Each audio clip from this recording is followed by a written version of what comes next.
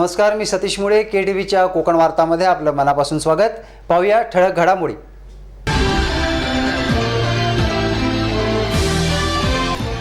21 February रोजी होणाऱ्या रत्नागिरी जिल्हा परिषद व पंचायत समित्यांच्या निवडणुकीकरिता उमेदवारी अर्ज दाखल करण्याच्या शेवटच्या दिवशी अनेकांनी केले आपापले उमेदवारी अर्ज दाखल। माझ्या राजकीय कारकिर्दीत रत्नागिरीतील KTV न्यूज चॅनलचा सिंहाचा वाटा, उपनगराध्यक्ष राजेश सावंत यांची ग्वाही। आणि 31 डिसेंबर अखेर महावितरणच्या भरारी पथकाने उघडकीस आणली तब्बल 3 कोटींची वीज चोरी। भरारी पथक प्रमुख नारायण आजगावकर यांनी दिली माहिती।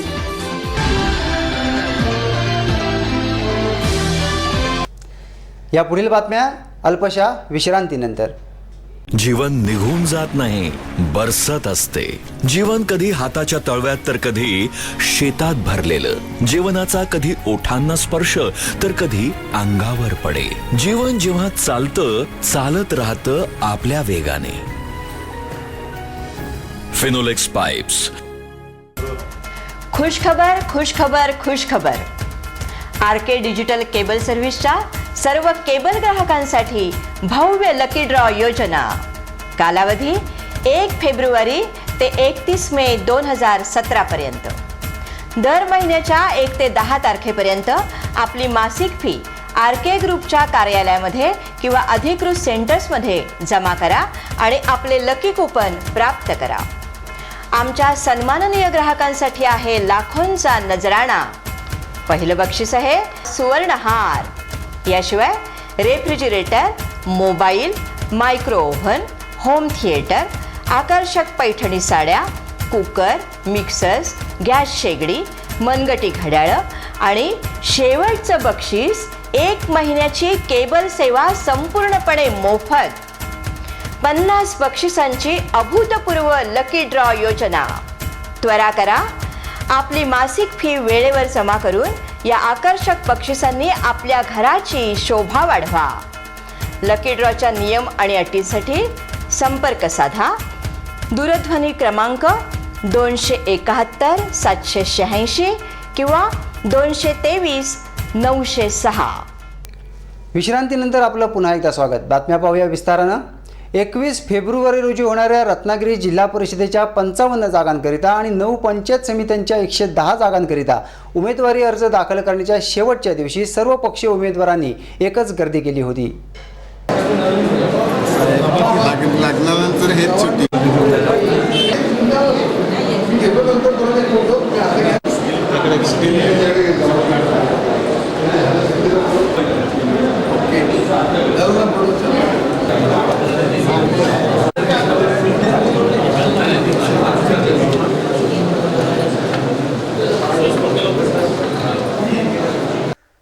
या निवडणुकीकरिता उमेदवारी देण्यावरून प्रत्येक पक्षाच्या नेत्यांना कसरत करावी लागत होती। त्यामुळे ज्यांना उमेदवारी मिळाली नाही ते बंडखोरीच्या तयारीत असल्याचे बोलले जात आहे।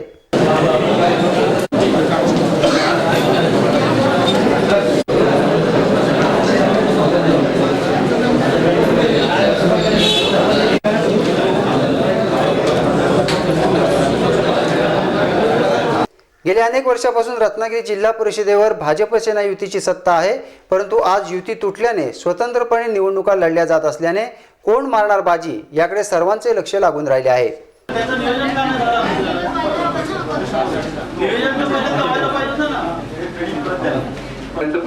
सूचना शासनाने केल्या होत्या। शासनाने सूचना केल्या की 1 ते 10 कालावधीमध्ये जिल्हास्तरीय दालनामध्ये 1 तारखेला चर्चा करून आपण 7 तारखेला अध्यक्ष साहेब, उपाध्यक्ष साहेब तारखेला आणि मंगळवारी माझे व्हिडिओ आलेले आहेत। जाधव साहेब सहाय्यक व्हिडिओ म्हणून त्याला पद दिलेलं आहे। याच्यामध्ये अध्यक्षामध्ये हा विषय आहे की राष्ट्रवादी व काँग्रेसमध्ये सर्व काही आलबेल आहे असे म्हणे आज तरी धाडसाचे ठरेल, कारण जिल्हा परिषद व पंचायत समित्यांच्या निवडणुकीत दोन्ही पक्षांची आघाडी होईल म्हणून कोणाचा कोणाला मेळ नसल्याचे दिसून येत आहे। एकही PM आपली चालू नाही खेळ दापोली मंडळ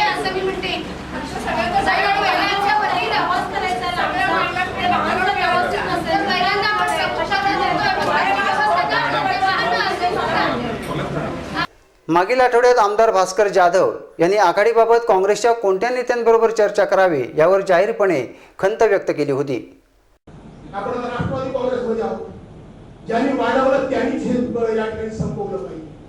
ज्या निधी पोहोचली त्यांनी त्याची जबाबदारी या ठिकाणी घेतली पाहिजे आणि ही जर जबाबदारी आम्ही घेतली तर माझी खात्री आहे पालकमंत्री नामदार रवींद्र वायकर, संपर्क प्रमुख विजय कदम, खासदार विनायक राऊत, आमदार उदय सामंत, आमदार राजन साळवी, आमदार सदानंद चव्हाण, पर्यावरण मंत्री नामदार रामदासभाई कदम, जिल्हा प्रमुख राजेंद्र महाडिक आदी नेत्यांवर पक्षाने रत्नागिरी जिल्ह्याची जबाबदारी सोपवली आहे. मनापासून आभार व्यक्त करतो. धन्यवाद.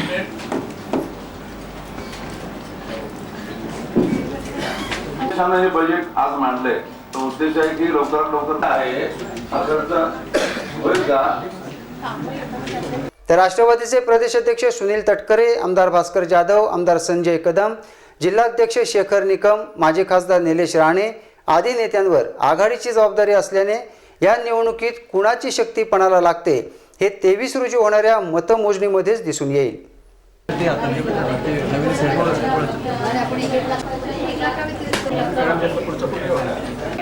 मी चर्चा पण केलेली होती की आमचे जे रिटर्निंग ऑफिसर आहेत खांडेकर साहेब यांनी आमची जी आचारसंहितेची बैठक घेतली होती तिच्यामध्ये त्यांनी स्पष्ट सूचना दिल्या होत्या की तुम्ही कोणतेही कार्यक्रम घेऊ नये आणि ह्या संदर्भामध्ये असाच कार्यक्रम रायपटनला एक वाटपचा पण साहित्याचा होता. त्याला तुम्हाला आणण्या सोडण्यासाठी गाडी झाली तुम्ही पक्ष कार्यासाठी वापरू नका. ऑफिसमध्ये कुठे जाणार असाल तर चालेल. इतकं क्लिअर कट कुठलाही ग्रामीण भागातला जर ग्रामीण भागातल्या आचारसंहिता जर संपवले तर आम्ही प्रांताकडे का गेलो हा प्रश्न येतो ना. का तुम्ही शासकीय योजना अशा प्रकारच्या लांबवताय? आदेश मानून चालणारा पक्ष म्हणून शिवसेनेची आतापर्यंत ख्याती होती, परंतु मागील काही वर्षापासून या पक्षाला बंडखोरीची लागण झाली आहे. त्यामुळे अनेक नाराज उमेदवार खुलेपणाने पक्षासमोर आव्हान उभे करू लागले आहेत. आणि ह्यांच्याकडून व्हिडिओ साहेबांकडून उत्तर व्हायला कुठली अडचण नाही. त्यांना की तुम्ही स्वतः त्यांच्या शहरात का सुद्धा म्हटलं आम्ही शहरात जातो गाडीचं काय करायचं त्यामुळे शहरात तुम्हाला आणण्या सोडण्यासाठी गाडी झाली तुम्ही पक्ष कार्यासाठी वापरू नका. रत्नागिरी जिल्हा परिषद आणि पंचायत समित्यांच्या निवडणुका म्हणजे विधानसभेची रंगीत तालीम असल्याने सर्वच पक्षांचे प्रमुख नेते मनापासून मैदानात उतरले आहेत. त्यामुळे या निवडणुकीत चुरस निर्माण होण्याची शक्यता निर्माण झाली आहे. शेवटच्या दिवशी जायचं.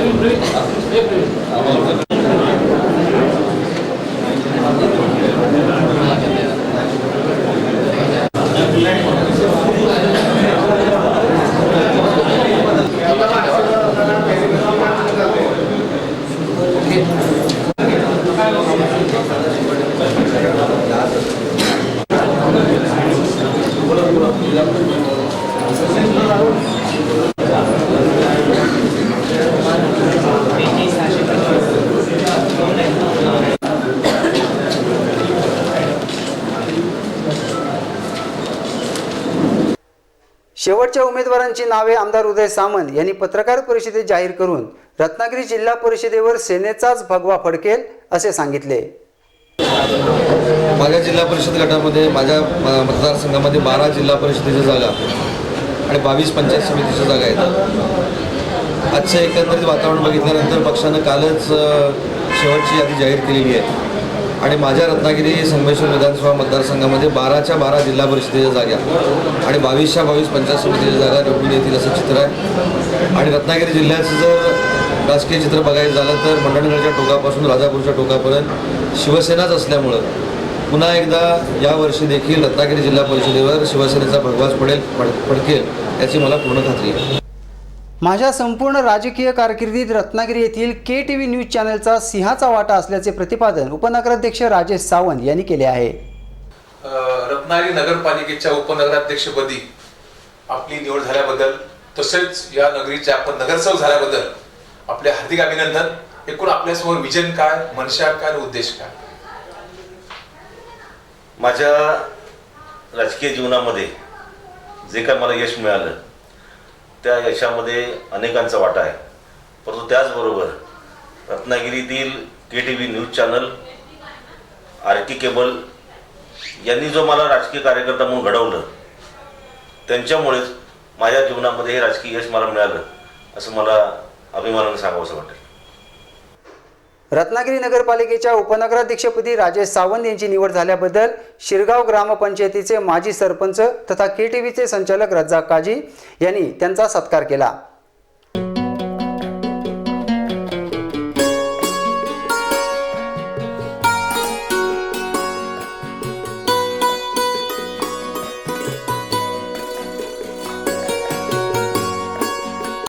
याप्रसंगी पाणी सभापती निमेश नायर, KTVचे वृत्तसंपादक अलिमिया काजी, पत्रकार दत्ता महाडिक आदी उपस्थित होते. अधिक माहिती देताना ते पुढे म्हणाले की प्रत्येक नागरिकाला रत्नागिरी शहर हे आपलं शहर वाटलं पाहिजे असे सांगून विकासासाठी आपण कटिबद्ध आहोत असे म्हणाले. राजेशभाई, रत्नागिरी नगरपालिकेच्या उपनगराध्यक्षपदाची जबाबदारी आपण स्वीकारलेली आहे, कामाला सुरुवात केलेली आहे. एकूण काय आपण रचना आखली शहराच्या बाबतीत? नगर परिषद ही संस्था रत्नागिरी वासियांना आपली वाटली पाहिजे अशा पद्धतीचं काम करण्याचं एक संकल्प निवडणुकीच्या काळामध्ये सन्माननीय अध्यक्ष राहुल पंडित आणि सर्व आम्ही जे उमेदवार होतो त्यांनी केला होता. आमच्या सुदैवानं म्हणा रत्नागिरी नगर परिषदेमध्ये नगराध्यक्ष सकट 17 नगरसेवक रत्नागिरीतील जनतेने निवडून दिले आणि तो संकल्प पूर्ण करण्याकरता आम्हाला संधी मिळाली. आणि म्हणून आजपर्यंत कधी नगर परिषदेकडे बघण्याचा दृष्टिकोन आपल्या शहरातील लोकांचा असा असायचा, ते नगर परिषदचं काम आहे, ते बघतील. या संस्थेबद्दल कधी विश्वास जनतेला वाटत नव्हता. तो विश्वास निर्माण करण्याचं काम आमचं आहे आणि त्या पद्धतीनं आम्ही कामाला लागलो. पाणी, स्ट्रीट लाईट, स्वच्छता, रस्ते, गटारे आदी विविध महत्त्वपूर्ण कामांकडे आपण अधिक लक्ष केंद्रित करणार असल्याचे राजेश सावंत यांनी सांगितले. कोणत्या कामाला प्राधान्य आपण देऊन सुरुवात केलेली आहे? शहरामध्ये पहिल्या प्राथमिक गरजा ज्या आहेत त्यामध्ये पाणी, स्वच्छता, लाईट ह्या प्राथमिक गरजा ह्याच अजून पुरेशा झालेल्या नाहीत. पाणी मुबलक आहे परंतु लोकांना पाणी मिळत नाही. नॅचरल आपल्याला उतार आहे शहराला, परंतु जे ड्रेनेज सिस्टीम व्यवस्थित असायला पाहिजे तीही नाही. आज ज्या ठिकाणी लाईट व्यवस्था आहे त्या ठिकाणी लाईट पेटत नाहीत. म्हणजे ज्या काही प्राथमिक आवश्यक गोष्टी जनतेला अपेक्षित आहेत त्या पूर्ण करण्याचा आमचा पहिला मानस आहे. ज्या अत्यावश्यक गोष्टी आहेत त्या व्हायलाच पाहिजे. रत्नागिरी शहराची एक आगळी वेगळी ओळख असल्याने आपण लवकरच येथे सांस्कृतिक पर्यटन महोत्सव घेणार आहोत, जेणेकरून या शहरामध्ये पर्यटकांचा ओघ वाढेल असे राजेश सावंत म्हणाले. राजेशभाई, रत्नागिरी शहर हे कोकणातली महाराष्ट्र एक मोठं शहर आहे. सुफी संतांची भूमी आहे. रती महारती या शहरामध्ये आहेत. हजारो पर्यटक इथे येत असतात. पर्यटनाला वाटावं की रत्नागिरी शहर हे आपलं शहर, अशासाठी आपले काही संकल्पना आहेत का आपल्याकडे? रत्नागिरी शहराबद्दल बोलायचं झालं आणि पर्यटकांबद्दल बोलायला होतं. पर्यटक अधिक मुळात म्हणजे कुठे येतात की ज्या ठिकाणी पर्यटकांना ते शहर किंवा तो भाग सुरक्षित आहे अशा ठिकाणी प्राधान्य देतात. आता काश्मीर हे स्वर्ग आहे असं म्हटलं जातं, परंतु त्या ठिकाणी परिस्थिती जर खराब असेल, युद्धजन्य परिस्थिती असेल तर लोक जात नाहीत. परंतु आपल्या सुदैवानं रत्नागिरी शहर हे एवढं चांगलं आहे की या ठिकाणी हिंदू, मुस्लिम, बौद्ध, इसाई वेगवेगळ्या जाती धर्माचे लोक राहतात, परंतु कधीही या धर्मामध्ये आपापसात भांडणं होत नाही. त्यामुळे सगळ्यात महत्त्वाचं म्हणजे हे शहर सुरक्षित आहे. येणारा पर्यटक असू देत किंवा राहणारा नागरिक असू देत, याला हे शहरामध्ये आपल्याला कुठलाही धोका नाही, कधीही असं जातीय तणाव होणार नाही याची खात्री असल्यामुळे पर्यटनाच्या दृष्टीनं सुरक्षित शहर यादी पहिलं रत्नागिरी शहर आहे. दुसरं म्हणजे कोकणाला नैसर्गिकरित्या पर्यटनाचा जो भाग सौंदर्य मिळाले त्याच्यामध्ये फक्त आम्हाला ते टिकवावं लागेल आणि त्याच्याकरता काही वेळा दळणवळणाची साधनं उपलब्ध करून देणं ही आमची जी गरज आहे. किंवा समजा किल्ल्यावर जायचं असेल तर किल्ल्यावर जाणारे रस्ते चांगले पाहिजेत, किल्ल्यावर तशी पाण्याची व्यवस्था पाहिजे. या ज्या प्राथमिक गोष्टी आहेत पर्यटनाच्या, त्या पर्यटनाच्या गोष्टी करण्याच्या दृष्टीनं आम्ही प्रयत्न करणार आहोत. त्या दृष्टीनं एक आमचा माझ्याकडे स्वतःकडे मला पक्षानं क्रीडा आणि सांस्कृतिक विभाग दिला आहे. मी नगर परिषदेच्या अध्यक्षांना एक विनंती केली की 29, 30 आणि 1 मे या येणाऱ्या काळात रत्नागिरी नगर परिषदेने स्वतःचा सांस्कृतिक आणि पर्यटन महोत्सव घ्यावा ही एक कल्पना मी त्यांच्यासमोर ठेवले. मला खात्री आहे बजेटमध्ये तरतूद होऊन इतर संस्थांकडनं म्हणजे मोठ्या मोठ्या स्पॉन्सरकडनं एकत्रित येऊन ही स्वतःचा पर्यटन महोत्सव किंवा सांस्कृतिक महोत्सव करेल आणि त्याच्यामध्ये रत्नागिरीमधल्या असलेल्या सर्व म्हणजे पत्रकार असतील, त्या क्षेत्रातले नामवंत असतील, त्या क्षेत्रातले कार्यकर्ते असतील, त्या सगळ्यांना एकत्र आणून हा पर्यटन किंवा सांस्कृतिक महोत्सव करण्याचा आमचा मानस आहे. आणि आता पाहूया रत्नागिरीचे उपनगराध्यक्ष राजेश सावंत यांनी KTVला दिलेल्या मुलाखतीचा उर्वरित भाग. आरोग्य आणि स्वच्छता आणि एकूण ह्या बाबतीत नेमकं रत्नागिरी शहर कुठे आहे? सुरुवातीला मी असं म्हणेन की आम्हीच अजून ज्या गोष्टी करायला पाहिजे त्या केल्या नसल्यामुळे थोडीशी अडचण निर्माण झाली. आज प्रत्येक शहरामध्ये कचऱ्याचा निर्मूलनाचा प्रोजेक्ट होतोय, बायोगॅस होतोय, त्यामध्ये कचऱ्यावर प्रक्रिया करून करणाऱ्या काही यंत्रणा उभ्या केल्या गेल्या आहेत. परंतु त्याच यंत्रणा आमच्याकडे नसल्यामुळे कचरा निर्मूलन कसं करायचं हा मोठा प्रश्न असल्यामुळे आमची चुकी आहे की आम्ही आजपर्यंत ती सुविधा उपलब्ध करून दिलेली नाही. ती सुविधा उपलब्ध करून न दिल्यामुळे रस्त्यावर कचरा दिसतोय किंवा कचऱ्याचे ढीग किंवा डम्पिंग ग्राउंड दिसतंय. आज रत्नागिरीचे अध्यक्ष, आमचे अध्यक्ष आणि CO साहेब यांनी गोवा आणि वेंगुर्ल्यामध्ये जाऊन या प्रकल्पाकरता काय करता येईल त्यांनी जो प्रकल्प केला तसा एकदा प्रकल्प झाला की कचऱ्याचा प्रश्न मार्गी लागेल, रस्त्यावर कचरा दिसणार नाही. रस्त्यावर कचरा टाकायला मिळाला नाही की लोक आपोआप त्या ठिकाणी जमा होणारी जी गुरं आहेत, आपले कुत्रे आहेत, ते आपोआप थांबतील. पहिली आमची जबाबदारी आहे की आम्ही एखादा प्रकल्प तयार करणं आणि मग आम्ही लोकांना दोष देणं. पण मला सांगा, रत्नागिरी शहर सध्या विस्तार होतोय, वाढतोय, सगळं ठीक आहे. अतिक्रमण, हातगाड्या आणि खोका नगरी हळूहळू होत चालली शहराची. आपण या शहरामधले आहात, आपण सगळं जाणता पदार आहात. आपल्याला वाटत नाही कुठे सगळं थांबायला पाहिजे कुठे थोडंसं? कसं आहे, आम्हाला पदभार घेऊन 2 महिने चालेत. आम्ही त्या दृष्टीनं काही गोष्टी करतोय. आज आपण पाहिलं असाल की मारुती मंदिरला जे रस्त्यावर लोक भाजी विकत होते त्यांना आम्ही जे सुविधा उपलब्ध करून दिली, स्टेडियमच्या मागे फिश मार्केट आणि भाजी मार्केट, त्या ठिकाणी आम्ही पहिल्या 15 दिवसामध्ये त्या ठिकाणी लाईट बसवून त्या ठिकाणी व्यवस्थित जागा साफ करून आम्ही फिश मार्केट आतमध्ये नेलं. भाजीची दुकान जी बसायची बाहेर त्यांना आम्ही त्या आतमध्ये नेऊन बसवून ठेवलेलं आहे. ज्या सुविधा ज्या उपलब्ध होत्या त्या सुद्धा त्यांना मिळत नव्हत्या.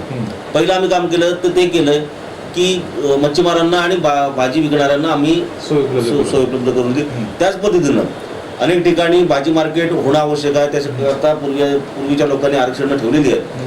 भाजी मार्केट असेल, फिश मार्केट असेल, या गोष्टी होतील आणि शासनाच्या नवीन नियमाप्रमाणे विकासकाने 50% मध्ये ह्या गोष्टी विकसित करायच्या आहेत. त्यामुळे 5 वर्षांमध्ये ज्या ज्या आरक्षणाकरता ज्या ज्या जागा आहेत त्या डेव्हलप निश्चितपणे होतील आणि आपल्याला जो अपेक्षित कारभार आहे तो निश्चितपणे मिळेल बघायला.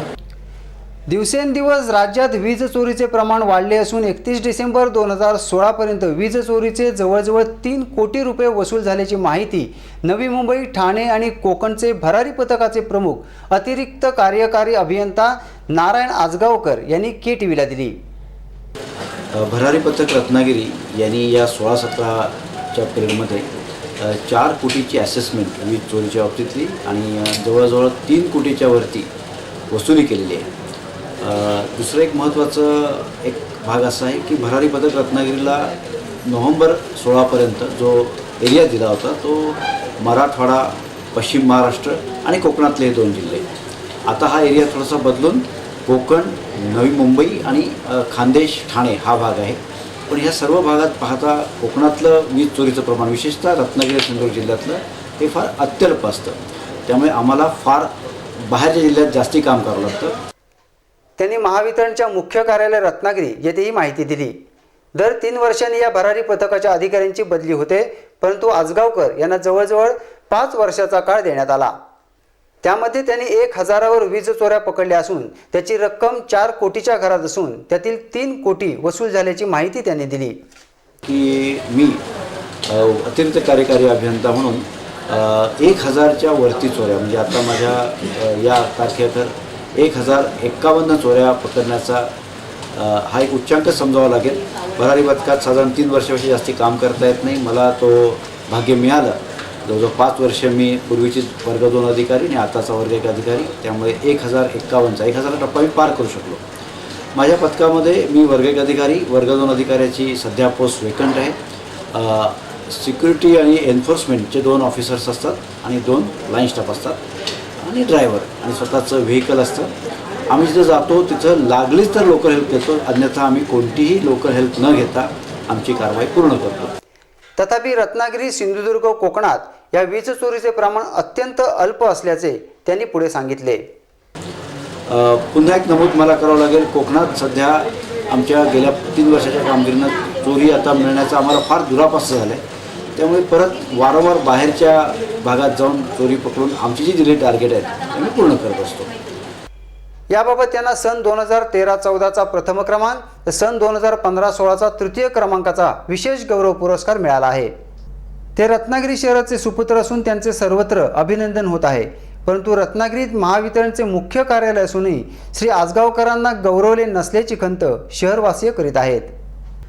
रत्नागिरीत नव्याने सुरू झालेल्या मॅक्स शाईन डिटेलिंग सर्व्हिसच्या शोरूमचा शुभारंभ उद्योजक अजय गांधी यांच्या हस्ते करण्यात आला.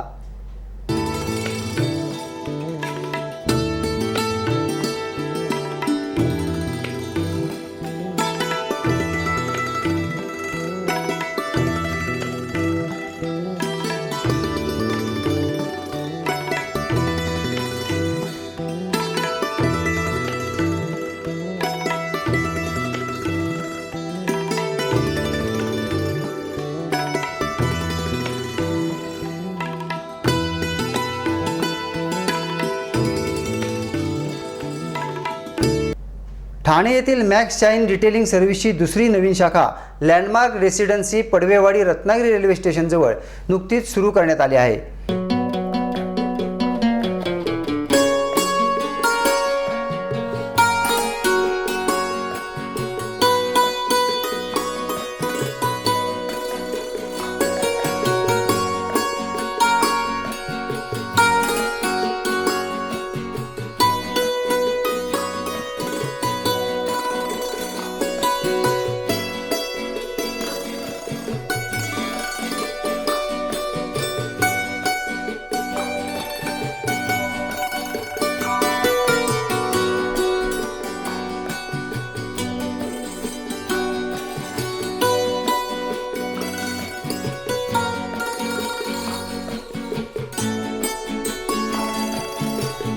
याविषयी अधिक माहिती देताना मंगेश कळजुंकर म्हणाले की गेले 9 वर्ष जो उपक्रम आम्ही ठाण्यामध्ये राबवतोय मॅक्स शाईन डिटेलिंग सर्व्हिसेसचा तो ह्या इथे रत्नागिरीमध्ये सागर मोरे जे यशराज कन्स्ट्रक्शनचे मालक आहेत त्यांनी एक नवीन उपक्रम इथे डिटेलिंग सारखा रत्नागिरीमध्ये रत्नागिरीकरांसाठी उपलब्ध केला आहे. आता डिटेलिंग म्हणाल तर डिटेलिंग म्हणजे काय तर इट्स बेसिकली पॅशन आणि पेशन्सने केलेलं एक काम आहे ज्याच्यामध्ये मराठीत सांगायचं झालं ते अगदी कोपरा गाडीचा स्वच्छ केला जातो आणि ह्या स्वच्छतेमध्ये काम करणाऱ्याची प्रोफेशनलिझम म्हणजे अगदी जिथे तुमची नजर संपते तिथे आमच्या कारागिरांची नजर सुरू होते. म्हणजे असा कुठलाच कोपरा जो गाडीमध्ये करू शकत नाही तिथपर्यंत आमचा प्रोफेशनल टच पोचतो. त्यामुळे कुठेतरी आपण ही गाडी स्वच्छ केली पाहिजे. मग स्वच्छ केली पाहिजे तर आज 20-50 लाखाच्या गाड्या सहज लोक वापरतात. मग त्याचं हाताळणं आलं. आज आपण ती गाडी फुलासारखी जपतो. मग ती माझी गाडी कोणतरी तिरेवेळी व्यवस्थित सांभाळेल का, व्यवस्थित हाताळेल का, तर हाही तेवढाच महत्त्वाचा विषय असतो. असं नाही की गाडी दिली म्हणजे गाडी पॉलिश करून आली म्हणजे छान झाली, पण त्याचे दरवाजे व्यवस्थित बंद होत आहेत का, ती गाडी व्यवस्थित चालवली जाते का, त्या पॉलिशचा विषय त्या करणाऱ्या माणसाला बरोबर माहिती आहे का. हा एकंदरीत अगदी अलॉयव्हीलपासून स्टेपनीपर्यंत इंजिन कंपार्टमेंटपासून सीटपर्यंत सगळीकडे जी स्वच्छता असते आणि ती काटेकोरपणे ज्याला आपण डिटेलिंग असं म्हणतो त्याला आपण हे डिटेलिंगचं नाव दिलं आहे, जिथे आपण कम्प्लीट डिटेलिंग असं म्हणतो. रत्नागिरीकरांना मुंबई कोल्हापूर सारखी गाडी डिटेलिंग सर्व्हिस येथे माफक दरात मिळण्यासाठी हा प्रयत्न केल्याचे मॅक्स शाईन डिटेलिंग सर्व्हिसचे मालक सागर मोरे यांनी यावेळी सांगितले. कारण मी एक रत्नागिरीकर आहे. आज मी स्वतः गाडी वापरतो, पण मला लास्ट 5 वर्षापासून असा अनुभव आला की गाडी ही जर मला स्वच्छ करायची असेल तर तशी सर्व्हिस इथे रत्नागिरीत कुठे उपलब्ध नाही. अशी सर्व्हिस कुठे करायची असेल तर मुंबईला जाणे किंवा कोल्हापूरला जाणे हाच एक पर्याय उपलब्ध होतो. आज माझी गाडी ही ठाण्याला जाऊन ठाण्याच्या मंगेश सरांच्या शोरूममध्येच व्हायची. तर मला असं मनात विचार आला की आपण ही सर्व्हिस का नाही इकडे चालू करावी, जेणेकरून रत्नागिरीच्या गाड्या, सिंधुदुर्गातल्या गाड्या, चिपळूणातल्या गाड्या हे सर्व काही आपल्याकडे येते आणि आपण त्यांची व्यवस्थितपणे देखभाल करून देऊ शकतो. आज आपण बघितलं तर 0807 या ज्या गाड्या आहेत त्यांना रिसेल व्हॅल्यू खूपच कमी मिळते. त्याचं कारण असं त्या गाड्या time to time well maintain नसतात. तर आज आपण ही सर्व्हिस जर इथे चालू केली तर नक्कीच आपण ॲप्रिशिएट कराल आमचं काम. तर मी फक्त एवढंच सांगेन की एकदा आम्हाला सेवेचा मोका द्या आणि मग सर्व काही तुम्हीच ठरवा की आमचा हा व्यवसाय, हा जो विचार आहे तो तुम्हाला कसा वाटला? याप्रसंगी रत्नागिरी, मुंबई येथील हितचिंतक आणि कार मालक मोठ्या संख्येने उपस्थित होते.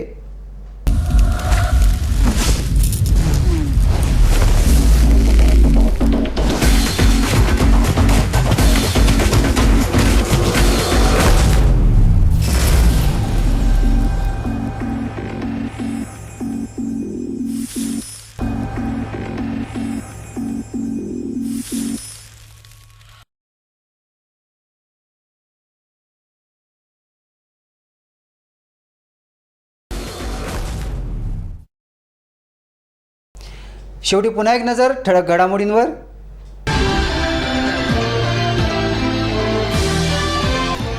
21 फेब्रुवारी रोजी होणाऱ्या रत्नागिरी जिल्हा परिषद व पंचायत समित्यांच्या निवडणुकीकरिता उमेदवारी अर्ज दाखल करण्याच्या शेवटच्या दिवशी अनेकांनी केले आपापले उमेदवारी अर्ज दाखल. माझ्या राजकीय कारकिर्दीत रत्नागिरीतील KTV न्यूज चॅनलचा सिंहाचा वाटा, उपनगराध्यक्ष राजेश सावंत यांची ग्वाही. आणि 31 डिसेंबर अखेर महावितरणच्या भरारी पथकाने उघडकीस आणली तब्बल 3 कोटींची वीज चोरी. भरारी पथक प्रमुख नारायण आजगावकर यांनी दिली माहिती.